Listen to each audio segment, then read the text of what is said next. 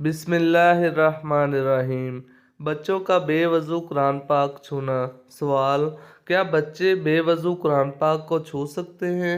جواب: پہلے تو یہ جاننا ضروری ہے کہ قرآن پاک کو با وضو چھونا کیوں ضروری ہے۔ عمر بن حزم نے حدیث نقل کی ہے کہ قرآن کریم کو صرف پاک شخص چھوئے۔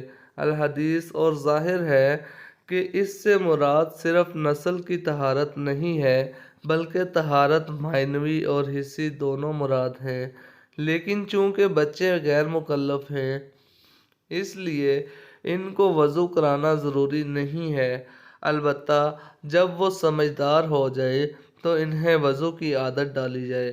بغیر وضو قرآن پاک چھونے نہ دیا جائے، یعنی عملاً اسے ضروری قرار دیا جائے، لیکن اصل حکم کے اعتبار سے چونکہ وہ مکلف نہیں ہیں اس لیے یہ حکم شرعاً جائز یا شرعاً لازم نہیں۔ ہاں، اگر وضو کرنا ہی نہ آتا ہو تو سکھانے کے ساتھ اس کا منہ ہاتھ دھونا ہی کافی نہیں ہے۔ واللہ علم۔